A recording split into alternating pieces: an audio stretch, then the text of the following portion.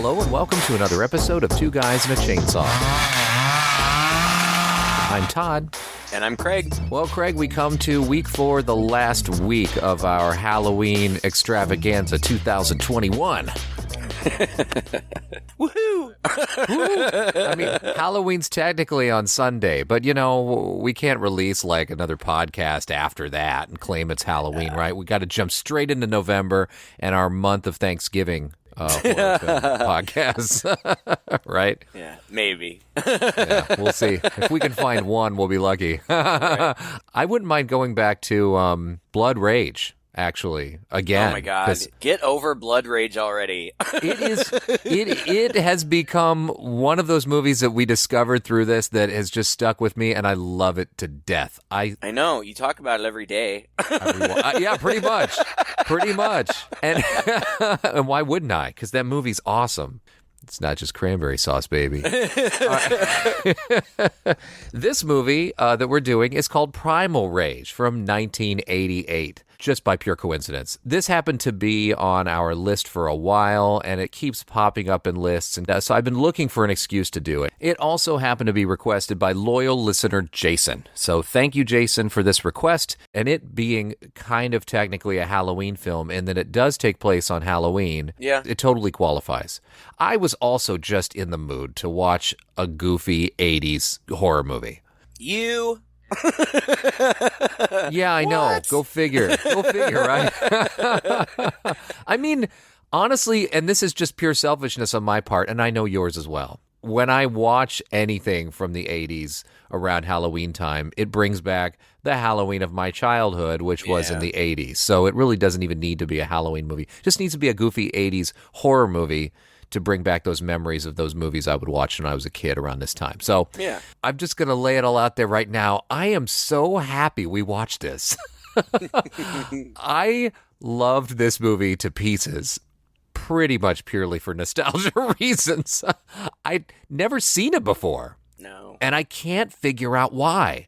In fact, I kind of can't figure out why this movie isn't better known, because it is a quintessential, not just 80s horror movie, like 80s high school, except in this case college movie, period. It hits all of the notes. It's got everything in it, like big catchy theme song, big party at the end, a bunch of bullies, a nice girl teaming up with a bad girl, a hot-looking guy who just kind of can't do anything wrong and gets to the bottom of the whole mystery. And I mean, it's just, he's got a goofy friend. I mean, my word. Yeah. What movie have we seen recently that was as 80s as this one? I don't know. I know. You can't come up with it. You cannot come up with an answer because the answer is none. Yeah. God, are you tired or are you not going to be as excited about this as I am? I don't know. Both? Oh, gosh. Yeah, I don't know. Like, I totally get where you're coming from, and I will admit that when it got to the end with the big Halloween party, that was totally I was excited about that, because the Halloween party is really cool, and it's full of like super cool costumes and unusual. Like, we just did Monster Club that had a big well, I mean, it was the Monster Club, but basically it was a big Halloween party, and it was people in a bunch of cheap masks. And this Halloween party at the end, you've got a few traditional type costumes, but then there's some really cool out there stuff going on too. Okay, so that Halloween party was really cool. Everything else that you said is absolutely true. It's got all of your formulaic pieces.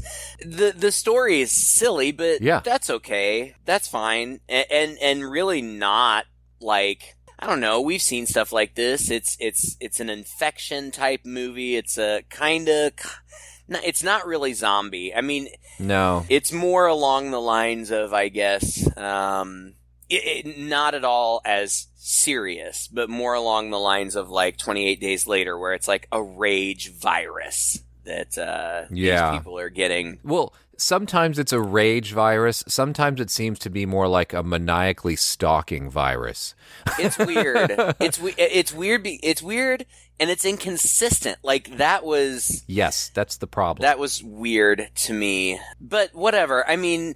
Yeah, there were definitely the fun parts, and you're right, good-looking people. You said something about the group of bullies. The group of bullies were super stereotypical, like crazy stereotypical, which was funny until the gang rape stuff. Yeah. And then that wasn't so funny, and I was like, what? That came completely out of left field. It changed the tone of the movie entirely for like 5 minutes. I could not believe what was going on there. That part. Not just because of the subject matter, but because it seems like these guys like have done this before. Oh, like dozens of times, right?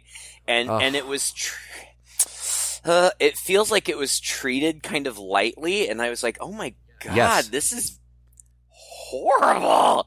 But anyway, we get ahead of ourselves. Yeah.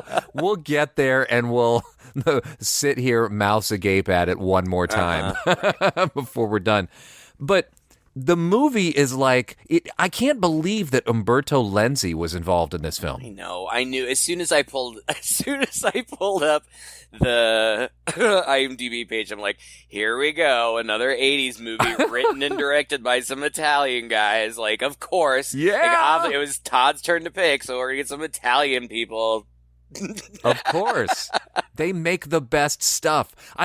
You know how much I love that. And then he was also involved in a movie after this called Nightmare Beach, which used a lot of the same actors and I guess a lot of the same crew, which he actually directed. This one was not directed by him. It's directed by another Italian dude. Wait, I hesitate to ask, but remind me why I know Umberto Lenzi. Cannibal Ferox. Okay. Oh, that was horrible. Ferox or whatever. Yeah, that really trashy movie that we saw. But he's done better stuff. This is clearly better stuff. I mean, again, he did not direct this, but he was heavily involved. In fact, he wrote it. It sounds like he was kind of on set all the time as an advisor, right? Yeah. There was some reason why he didn't want to direct it or couldn't direct it, but that was about it. But my God, it starts out with this awesome theme song.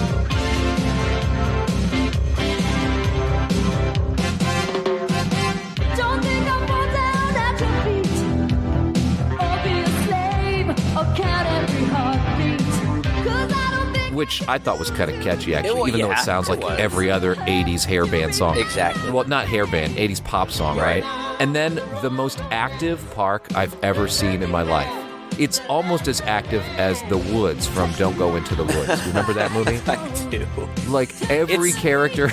There's a dude playing trombone. It's a college campus, right? Like...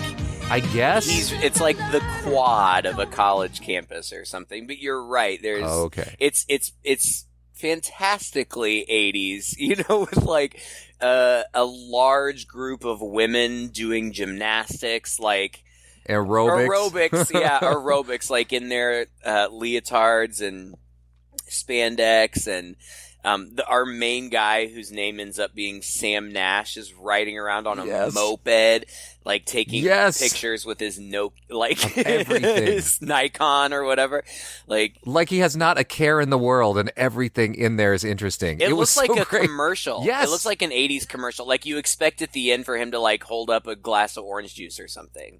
Yeah, right. Tang. Yes, gives me the power to go take pictures of everything all day long. It does.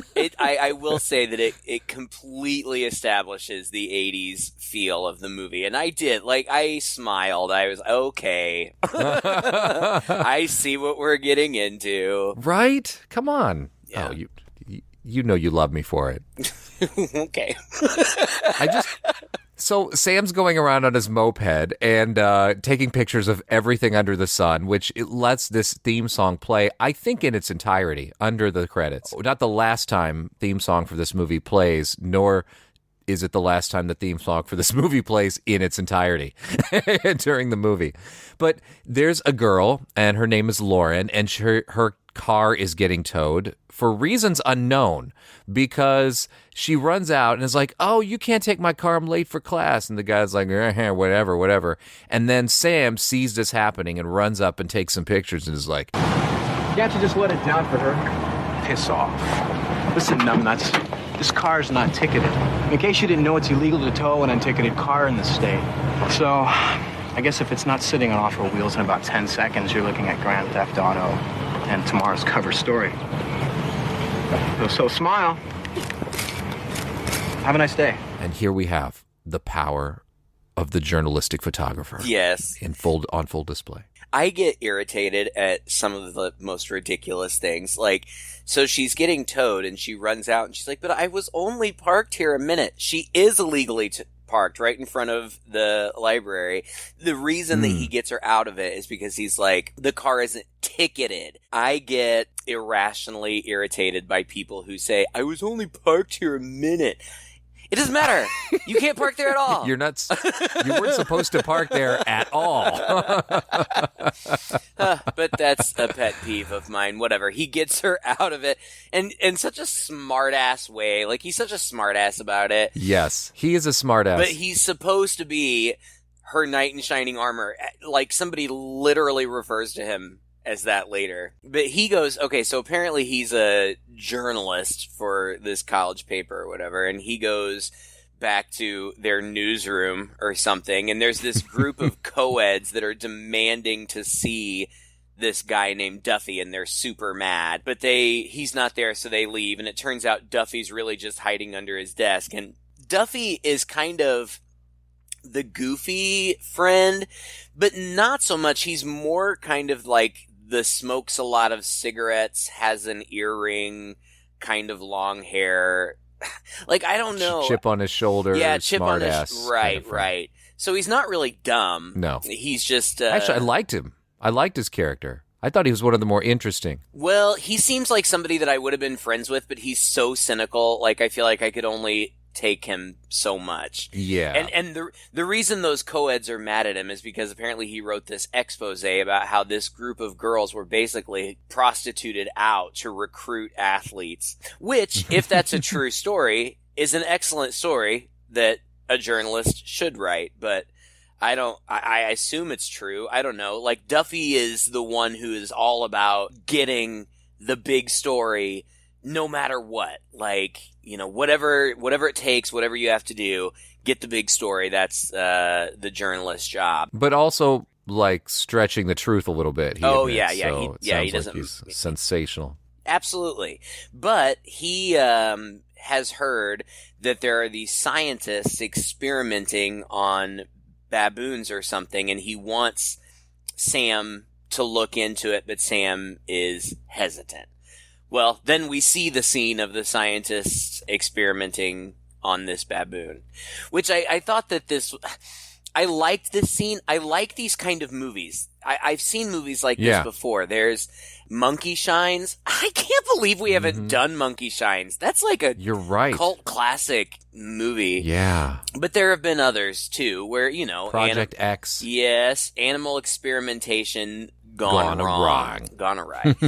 You know, and they have great intentions. They're trying to regenerate brain cells. You know, I'm sure if this were actual research, that could have all kinds of applications for people with dementia and, you know, brain damage, all kinds of things. So, great intentions. But we see it, and, like, they've got a baboon dummy that moves clearly a little bit. But it actually, it wasn't bad. For an bad. 80s movie, no, I thought it was actually pretty good. Yeah. But they're injecting it with something and monitoring its brain.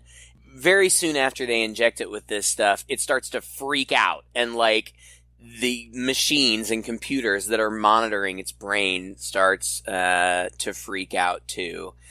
And I guess there's an investor there who, when he sees this going wrong, threatens to pull their funding. And Dr. Etheridge is the main doctor on the experiment. He begs, and the scientist gives him 60 days. Dr. Etheridge, I would also say, may be one of the best actors in the movie. Not that, you know, it's not just a hammy role, but he is also one of the most decorated actors in the movie. Bo Svensson originally from Sweden, but has been working in Hollywood since like the late 60s and has been in big movies like The Great Waldo Pepper with Robert Redford. He was in the original Inglourious Bastards and then brought back by Quentin Tarantino to play a role in his version. He was in Kill Bill Volume 2. He's been all over television and movies. I didn't know that. Always playing like a kind of tough guy type commandos and soldiers and stuff like that. And I thought this doctor was interesting. He had that little ponytail in the back that was a little distracting, but I wasn't sure what that was all about. But yeah, it was interesting. I thought I kind of liked his character, actually, even though it turns out to be really silly. Yeah, I mean, I don't know, he doesn't have a whole lot to do. Yeah, I mean, he is obsessed, which is fine. You know, it's his work. Mm-hmm. He wants to protect it. Keep the money and protect it. Well, sure. And again, it appears that their intentions are good. So, yeah. I don't know. He doesn't really come across as a bad guy. Now, later in the movie, he goes to desperate measures to try to further his work and protect his work, which is questionable, but whatever. Yeah. And we're still in the process of meeting people. Next, we meet Debbie. Debbie is Lauren's new roommate. Lauren is surprised that she shows up. Both of these girls are very beautiful girls. Debbie has really striking blue eyes and dark hair, so she stood out to me. Days of Our Lives. Yep. I was waiting for you to say that. I don't remember. We need to make a chart. Some I kind did of flow chart.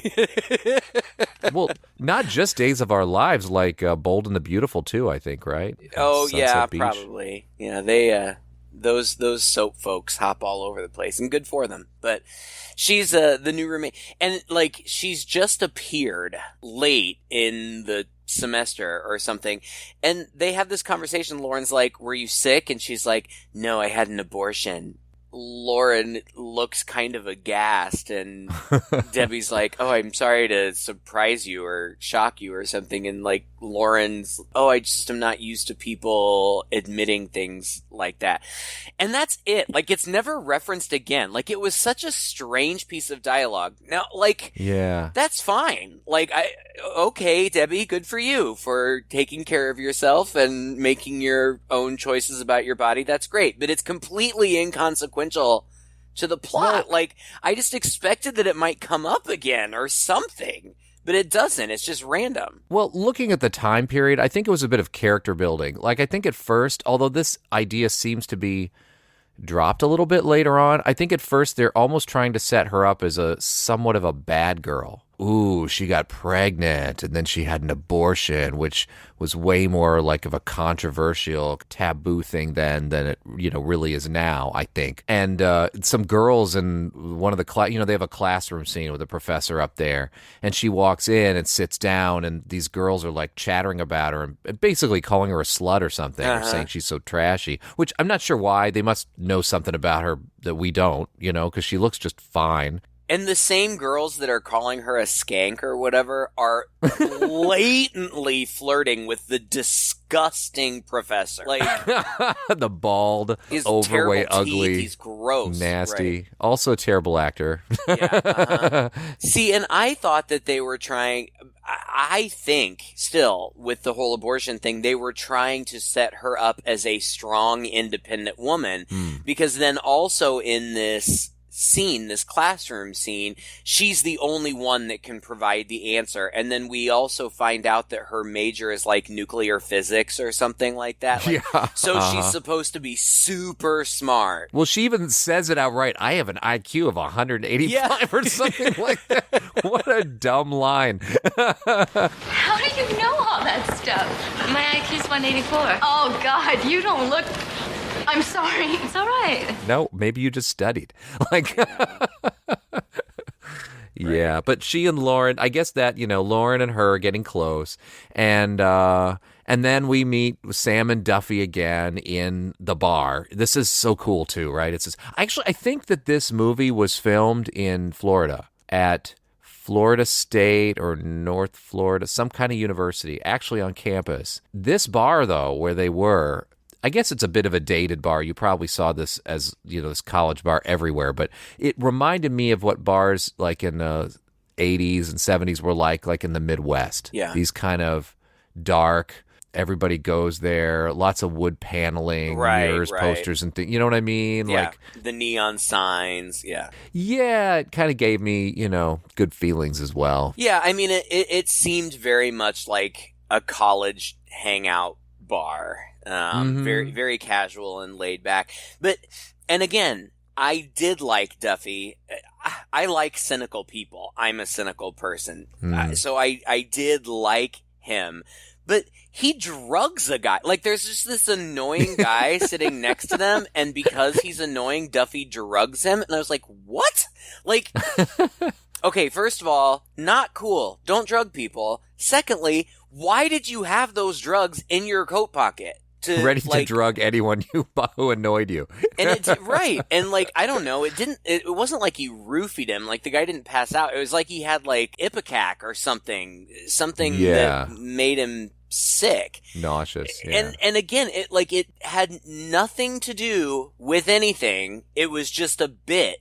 And it was weird. Well, it feels like something you'd see in a John Hughes movie, I mean, they don't play as well today as they used to, but you always saw these characters doing these wacky things just offhandedly, like this is just another day for them, which then appalls us and appalls all the people all around them. And I thought one thing that was kind of interesting about this movie is they were always sprinkling this kind of stuff in there, right? There was always a little bit of humor dropped in, even in some of the more intense scenes towards the end. The movie never really lost its light tone, almost to a jarring degree, because there's some serious violence that gets going on by the end of it. But still, there are these kind of sight gags and kind of wacky jokes and things in the background and stuff kind of thrown in offhandedly that I thought was, I liked it actually, but it's so weird, I mean, nobody makes movies like this anymore. Yeah, see, and I found that to be uneven. I just didn't get it. I didn't, when it was, you're right. It was a different time, and I think that I would have reacted to it differently in the 80s, but drugging people isn't funny. And then there are other things. Gosh, and now hearing myself say that out loud, I'm like, oh my God, quit being such a baby. It's just a movie. I get it. It's just We're a old movie. Men now. But I know. We are old men now. Yeah, but there are other things, too, that I feel like were played a little bit for the humor that I just didn't really think was funny. And I don't know, maybe it's dark humor, and that's okay. That's fine.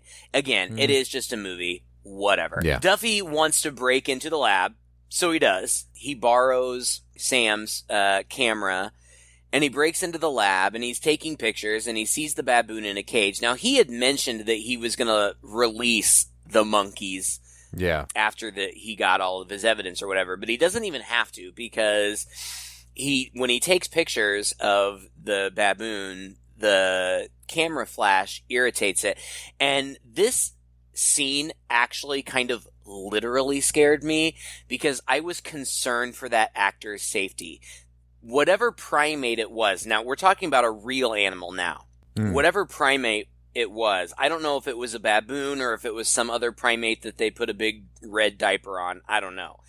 But it was real, and it clearly was agitated. Yeah. And I was a little nervous, but it does. He doesn't have to release it. It breaks out of its cage. It's in a freaking dog cage. It's ridiculous. Yeah. It could have just one, the regular dog kennel that you just lift the latch and pull it. A primate would figure that out anyway. But it breaks out, and it bites him, and it escapes, and I actually thought that the filmmakers did a pretty good job here of mixing the real animal footage with the dummy. Now, the dummy didn't look exactly like the real animal, but it was fairly seamless. Yeah. In that you see the baboon running campus and through the streets, and you see a car approaching, and you see the real animal in the headlights, but then you just see a split second before it gets hit where it is the dummy, and the dummy's like reaching up like it's going to attack the car or whatever. It gets hit and it kind of explodes.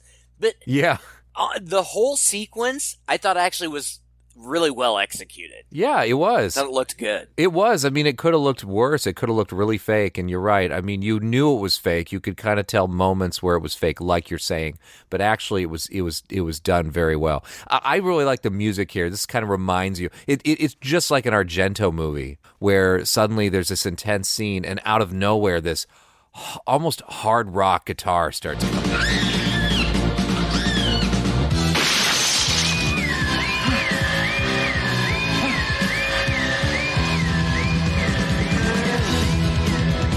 Style like Goblin did it, they didn't, but that always makes me feel good too. I love that stuff. Yeah, it was good. It was a good scene. The monkey puppet gets hit by the police, and so they all kind of stand around.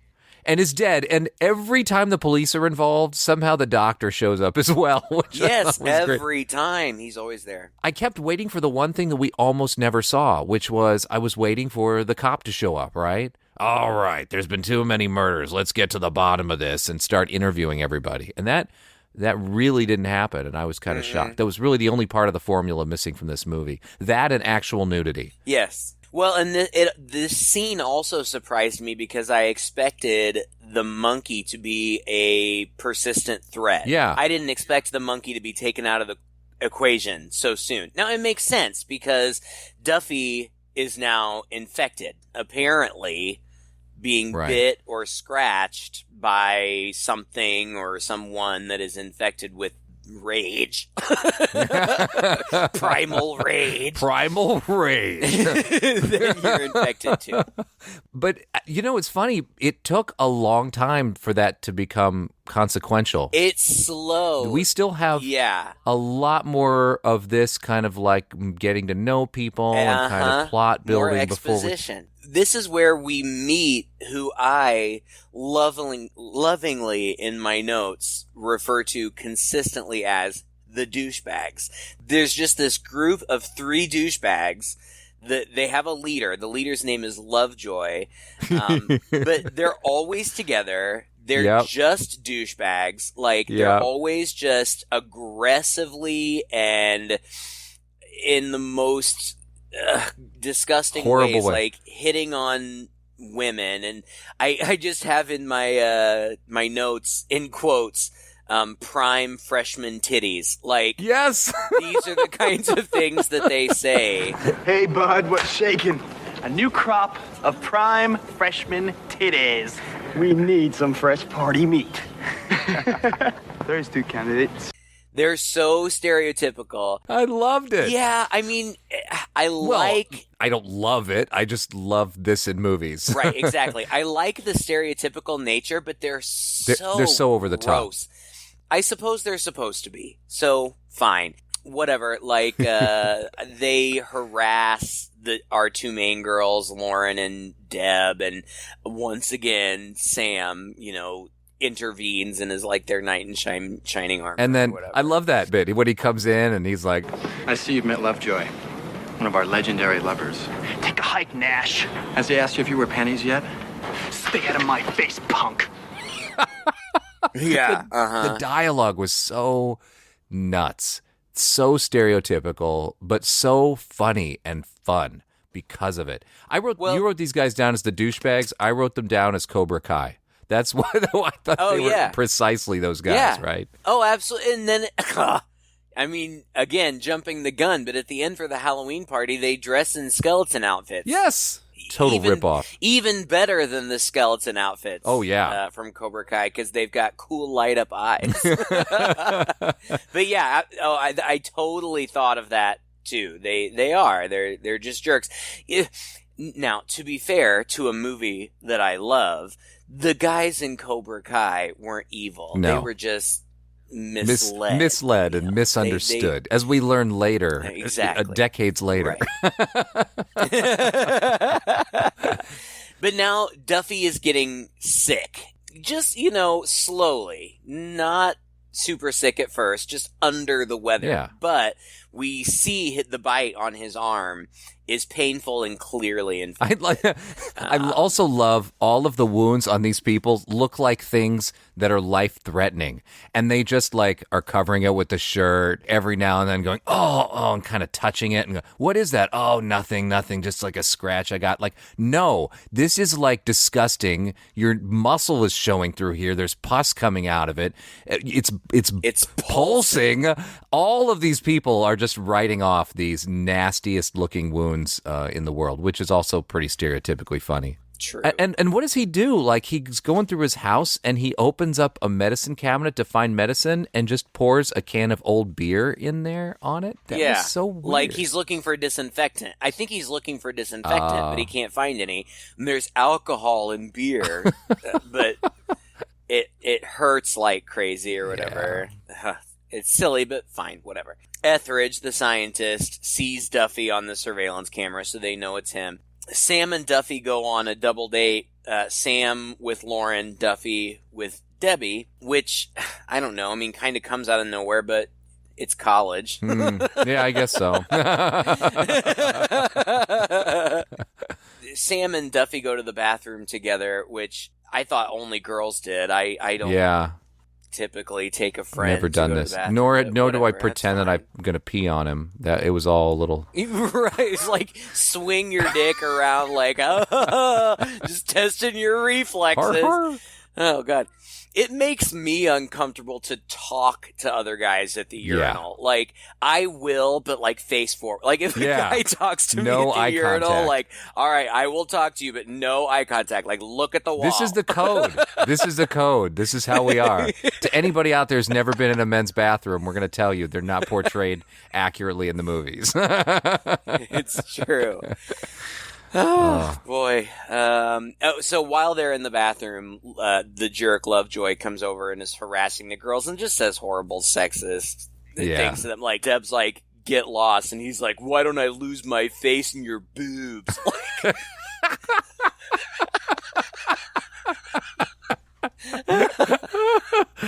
This is why I'm going to watch this movie again over and over.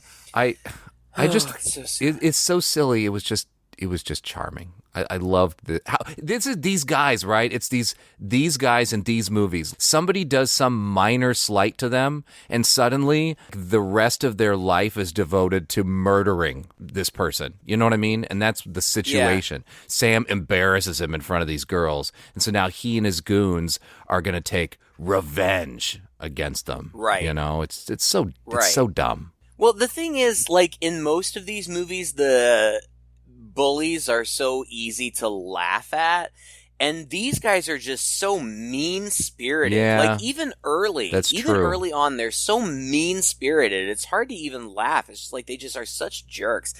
It only gets worse. It does only get worse.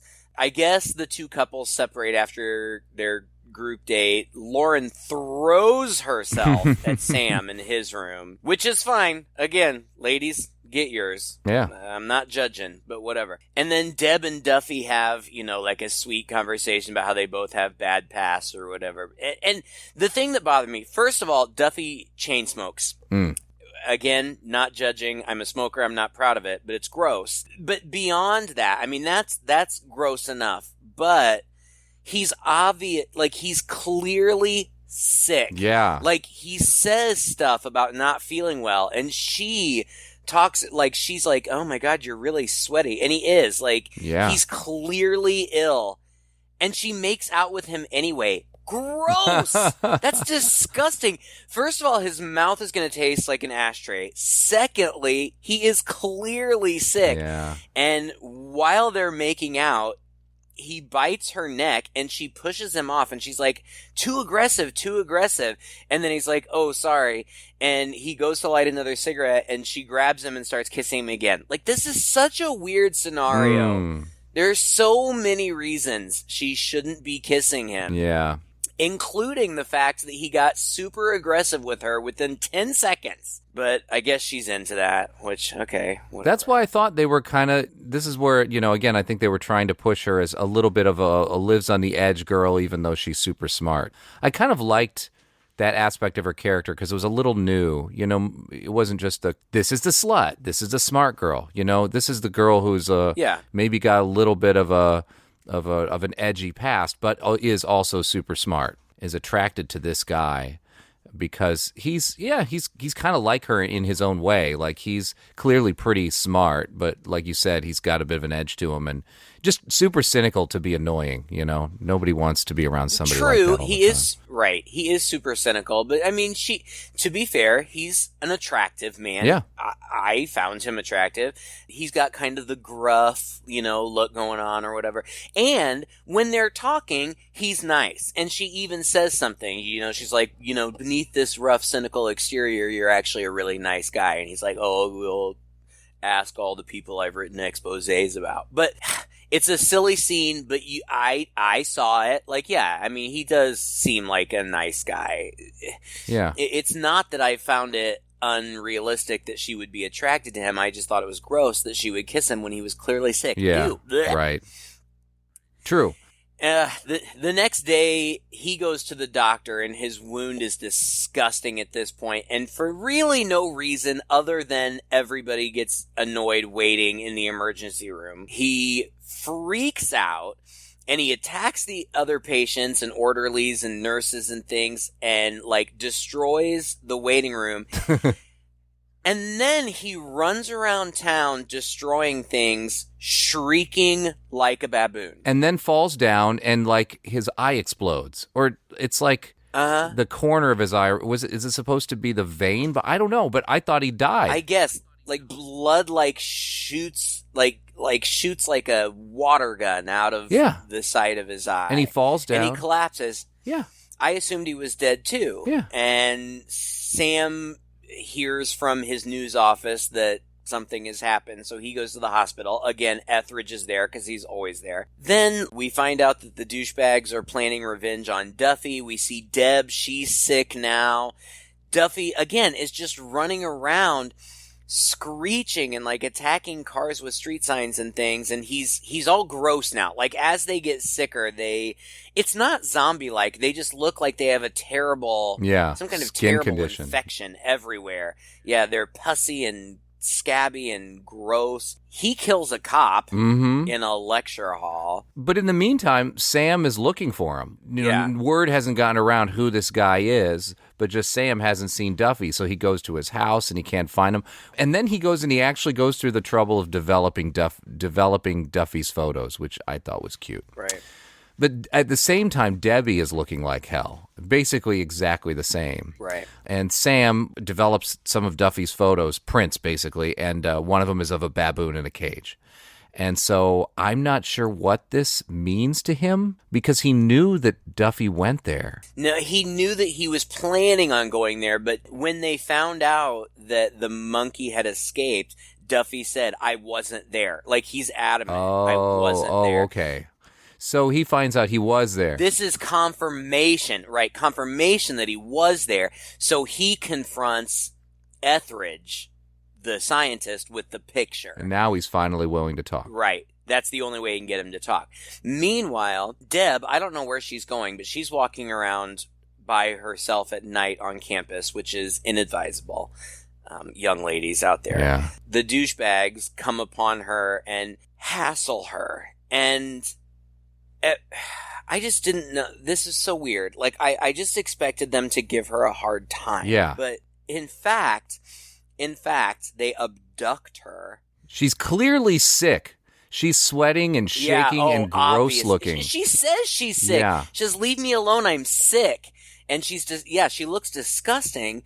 But they put her in the car. They force her to drink. They pour beer down her throat, basically. They take her back to their dorm or their frat house or whatever it is. And like we said before, they casually discuss. Now, I say discuss. This is all in very fast and in the heat of the moment. But they casually discuss the fact that they're going to gang rape her. And, like, one of them is like, I want to go first. And the other one's like, you always go first. And then one of them's like, let's all stick her at the same time. Like a porcupine. Oh, yeah. This was so gross. Horrible. And they get undressed, and she's on the bed, and they're putting on masks and pulling out they put props. on masks.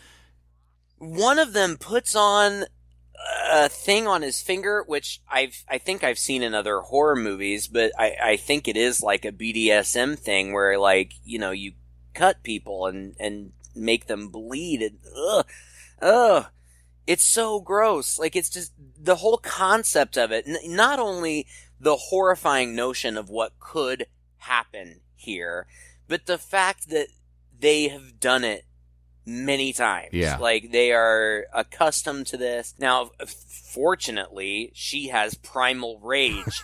So she's able to fight them off, and she scratches them horribly and bites several of them, and she gets away. I think she gets them all somehow.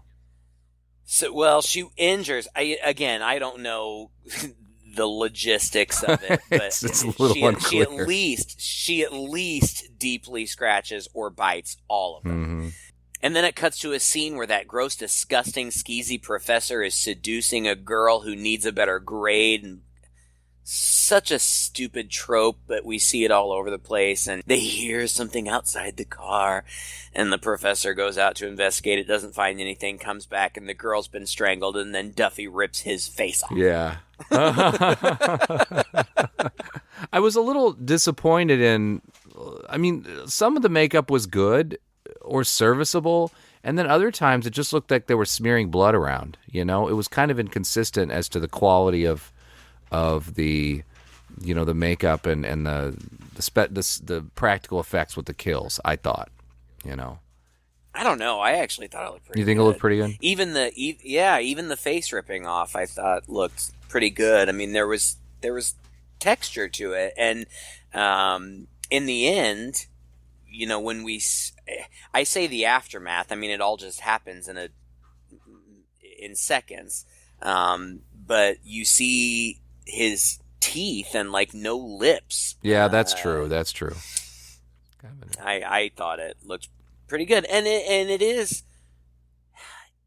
I don't know. It's funny because if somebody asked me to describe this movie, the first word, like, gory, wouldn't be one of the first things that I said. No, but really, there is a fair amount of gore. It really is. Here. Yeah, and quite a bit of violence. A lot of violence, actually. But the cops come looking for Duffy. Deb, sick, disgusting Deb, asks for Lauren's help. Sam, eventually, Sam has already been to Duffy's house at least once, but then Duffy finally comes home, and apparently Sam is waiting for him there, and Sam offers to help, but Duffy attacks him. And Sam is able to, I'm your friend, I want to help you. And so Duffy pulls a gun out of his waistband and hands it to Sam and says, kill me. Mm-hmm. And Sam doesn't want to, but Duffy attacks him again, so he does. He shoots him. Yeah. And he calls Etheridge, because Etheridge knows that Duffy is infected at this point, and he wants to get a hold of him so he can test him or whatever. So Sam calls Etheridge and says he's dead, and Etheridge says, well, I need to do an autopsy, and Sam's like, you can't. Well, it turns out that Sam staged a fire at Duffy's house, I guess to protect him. I don't know. Well, Whatever. Just before this, Lauren came home looking for Debbie and couldn't find her.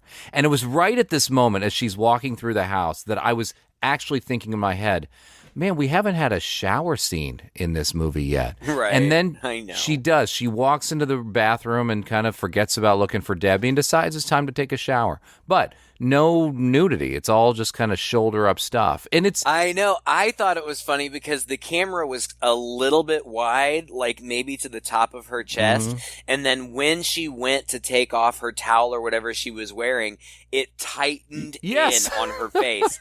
It's like... And I was like, oh, we're not going to see anything. No, this actress had this in her contract. Right. No nudity for me. And so, I mean, it's so silly. She gets in the shower, and then we get the classic hands, point of view of somebody coming towards the shower, and oh no, what's going to happen? Random shots of her scrubbing her legs or whatnot. But again, nothing beyond that. but it's Debbie. And Debbie just opens the curtain and scares her, but then she's like, I'm really in trouble. I need help. I'm really, really sick.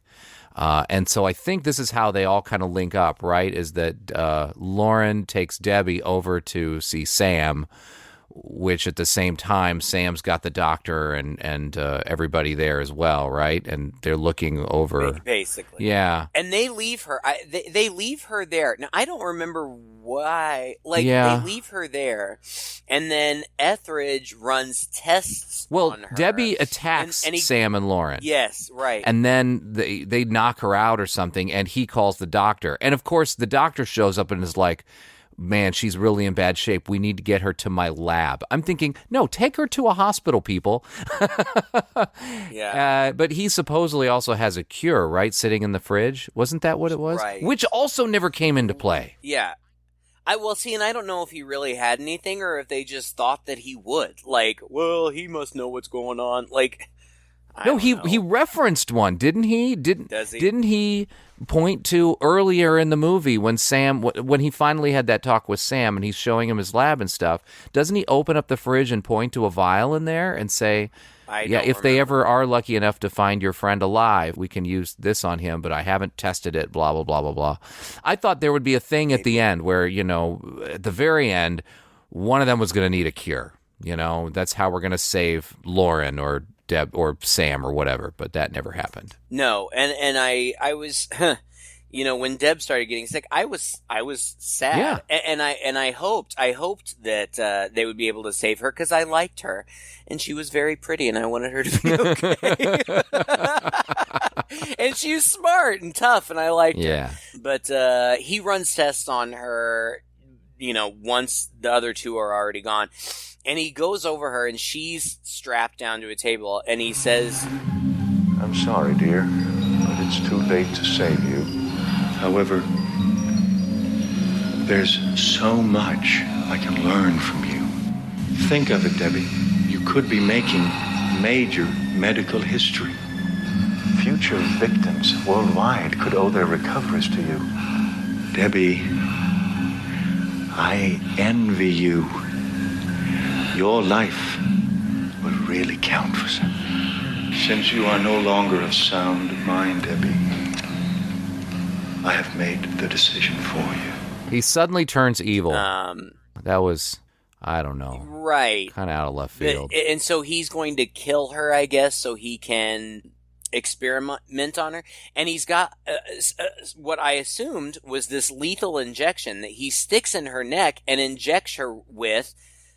And then she breaks free and kills him. Fine. That's fine. But this injection never has any effect. No. Like, so weird. Well, it's I didn't... They did the same thing to Duffy in the hospital, remember? The hospital scene's going crazy, swinging a baseball bat around, and a doctor runs out and sticks some injection in him. Makes a big deal out of it, but then he runs away and, nothing happens.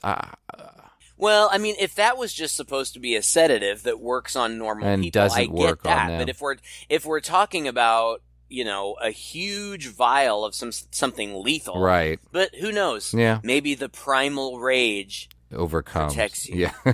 Yeah. Okay, and so then Sam and Lauren are at this Halloween party, and they are the only ones not in costume. And, okay, so what I will say about this party is it looks amazing and I want to go to it. And like I said before, there are traditional costumes, but even the traditional costumes are good. Like, these people really went all out. And I went to college, so I remember that in college we knew how to have a good time. And we went all out for this type of stuff. Lots of us. Now, I hung out with a lot of theater kids, so... They went all out to another degree, yeah. True. But it just looks super fun, and it's enormous. Like, it seems like at least half of campus must be there. Hundreds and hundreds of They people. did not skimp on this scene at all.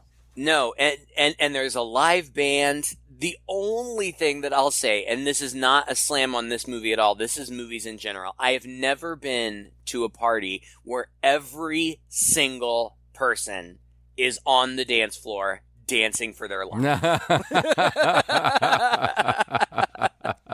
but you'd like to. I would like to. The other thing, it's funny to watch because if you watch, like, these are clearly extras because nobody's really dancing with anybody in particular. Yeah. Like, it's just whoever you happen to be. Oh, hello. I'll dance with you for a minute. Ooh, turn around. Here's somebody new. Yeah. Right. That said, it's super high energy. It looks like super fun. And on top of those traditional costumes, there are some costumes that I don't know where they got them. I know. Or if somebody on their team made them. They had to. But they are super unique and creative and interesting and really, really cool. Oh, I loved it. This is Halloween. All right, so this is where the Halloween bit comes in. Yeah. For sure. I was actually a little sad that they didn't have a little bit more Halloween sprinkled into the movie, if not even just decorations in the background or something. There's like one mention of it towards the beginning. There's a little poster in the back that says something about the Halloween dance.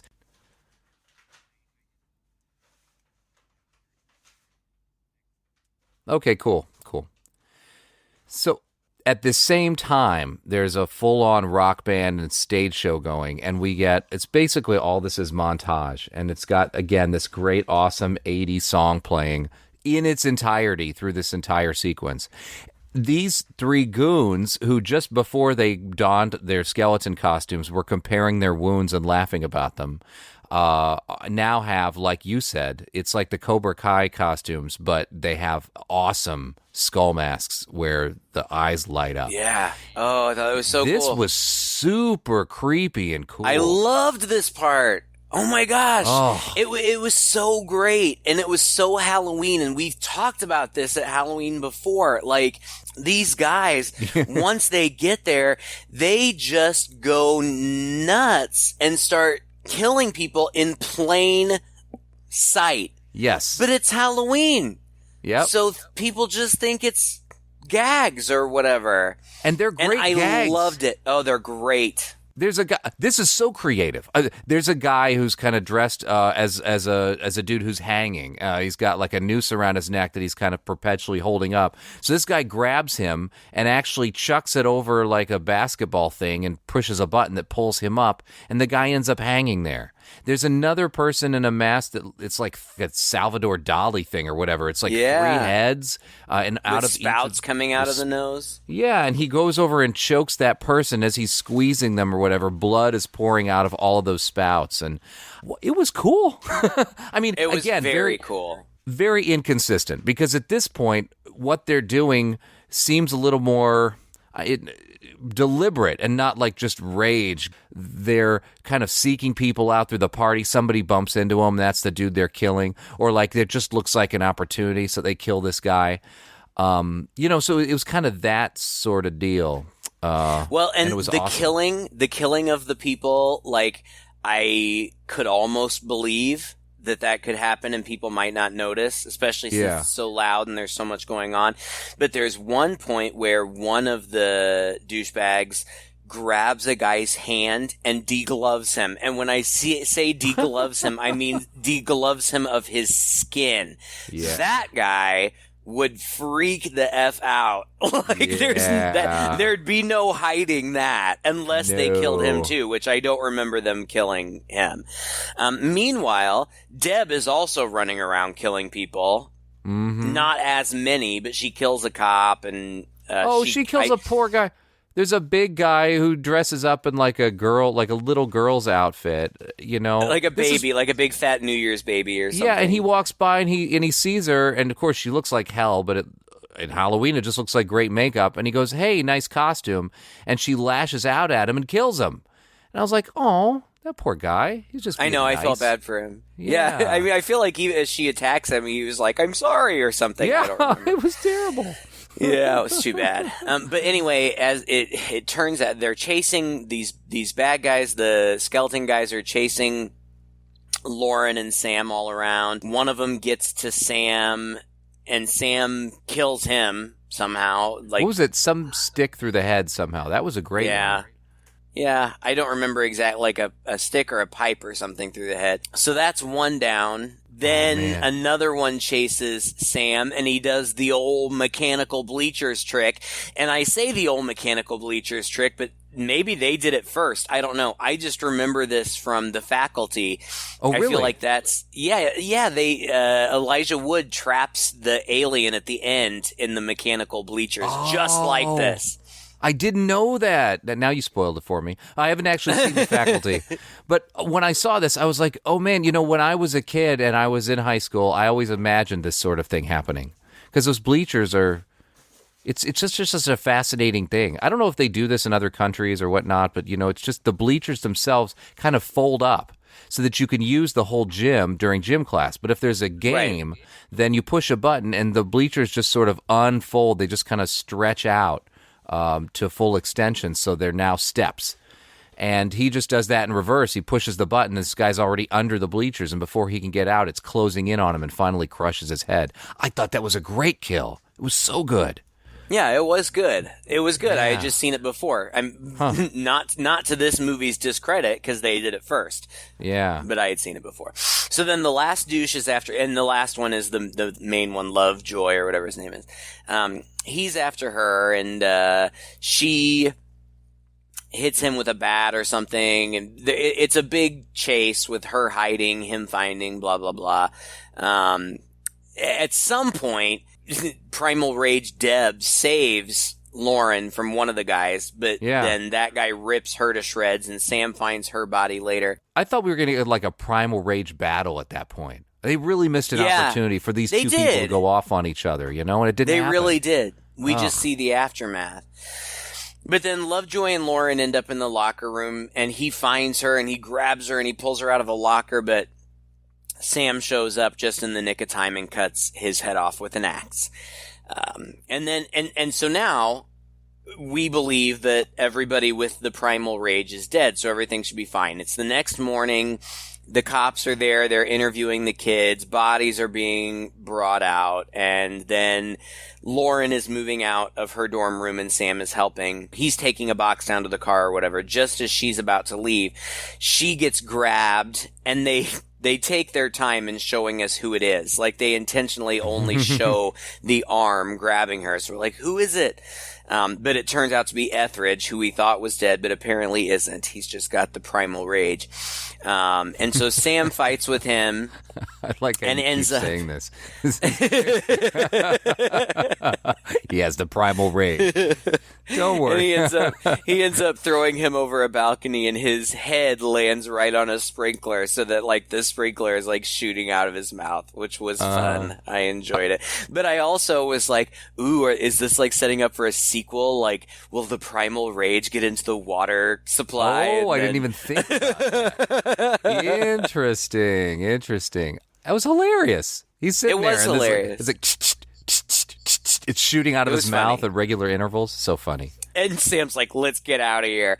And so they jump into her Miata. I think it's a Miata. Drive off to the theme song again. To the Happy Fun Poppy theme song. Yes. Which was so very apropos of the 80s. And I mean, I'm not as stoked about it as you are, but it definitely did have its fun elements. I really enjoyed the Halloween party. There were some creative kills. There were just so it wasn't silly enough to be a comedy, a so bad it's good movie. You think so? There were moments, like when Duffy, or whatever his name was, when he was running around shrieking like a baboon, that was hilarious. Yeah. I wanted everybody with the Primal Rage to shriek like a baboon, but they didn't. You're right. And that bothered me. I don't know. I liked watching these people act in all of their hilarious glory. Patrick Lowe, who was Sam Nash, I could have sworn he has a face that looks like it would have been in like 15 of these movies in the 80s. Yeah. And he's only been in like 2 or 3. He was the first victim of the Driller Killer in Slumber Party Massacre 2, which we've done, and this movie, and like maybe one other thing, and that's it. I can't believe it. Why? He was good. I don't know. He was a good, He was fine, and he was handsome. Yeah, handsome, smiling, pretty good actor, kind of knew the role he was playing, played it to the hilt. I thought it was cool. And of course, these bullies were silly. Like the dialogue between the bullies was so laugh out loud hilarious. But yeah, then they turned into sadistic gang rapers, and like that's so dark. It's so dark. Listen, it may just be me. Anybody who listens to our podcast, this is no surprise. That makes me so very uncomfortable. It makes me sick to my stomach. Me too. And I just have a very, very low tolerance for that. So maybe other people wouldn't be as affected as I was, but it really bothered me. And I'm super glad that she fought back and got away. That's great. But just even the notion that these horrible men had done this before. Yeah. And had the props. I think for you, it sort of sounds like that just sort of cast a dark cloud over the film for you. Or it did. It contributed to the unevenness that kind of made it hard to settle in and really enjoy it to a huge degree. And I don't know. I guess it bothered the hell out of me. I thought, oh my God, this has come out of left field and this is really uncomfortable. But I think I just kind of put it out of my mind after that. I remember, when I was a kid watching Karate Kid, I thought it was the coolest movie. We used to watch it all the time. And then after not having seen it for a very long time, I went back to watch it as an adult. And I was actually quite shocked at how brutal the bullies are in that movie. They are mean and they are violent, and the fight scenes in that movie when they're just beating, like they would have killed Daniel, if Mr. Miyagi hadn't come in. They were just that brutal, and that surprised me. Even in the very beginning, Johnny is vicious. He's violent with Allie. That would never fly today. It would be lighter. It would have to be lighter than that. Uh-huh. And so this movie, like I said, that too, I feel like maybe in my mind I kind of give it a pass because it's not that. That's a little over the top even for this time. But things were just a little more like this back then. Like we weren't so sanitized. Sure. We weren't really worried about this sort of thing. And so movies did push things to the edge. They had characters that were kind of brutal and violent and very carbon copying over the top. And so I guess I was just slipping back into that mode. And that's why I kind of enjoyed it. But even still, that scene was above and beyond anything I'd ever seen, to be honest. So right. But for the first part of the movie, I thought it was fine for a movie. And you had told me, you said it culminates in a Halloween scene. So I the whole time I was like, God, I hope this Halloween scene is good because this doesn't really feel like that much of a Halloween movie. And it's going to be our last one. But it got to that Halloween party and I'm like, yep. Totally delivered. Yep. It's a Halloween movie. 100% Halloween movie. Especially if you haven't seen it, watch it at Halloween. It's good. I mean, it's a good 80s violent. You're right. I'm a little surprised that it's not better known. I guess not because it's great, because I don't think it's great, but it does have some moments that I'm surprised that I don't hear about or haven't heard about. And it's if you're a fan of horror, and if you're a fan of 80s horror, which obviously we are, you should watch it. You should watch it. And it's so competently done. It's better than a handful of these movies that it's very much like. It's well made. It is well made. Say the word, I'll be there. All right, well, thank you again for listening during this Halloween season. Hopefully we picked up a few more listeners during this time. If you enjoyed this podcast and the films that we're talking about this October, please send us out to a friend so they can share in the fun of the season with us. Recommend some films for us to do as the year comes to a close and the new year arrives. You just look us up online, Two Guys and a Chainsaw Podcast, and you'll find our social media channels and things out there. Just drop us a message and give us some feedback. We really like to hear it. And once again, thanks to Jason for your request also while we're talking about it. The happiest of Halloween seasons to all of you. I hope that you enjoy it. I hope you do something fun and get to spend some time with your friends or family. I'm Todd. And I'm Craig. With Two Guys and a Chainsaw.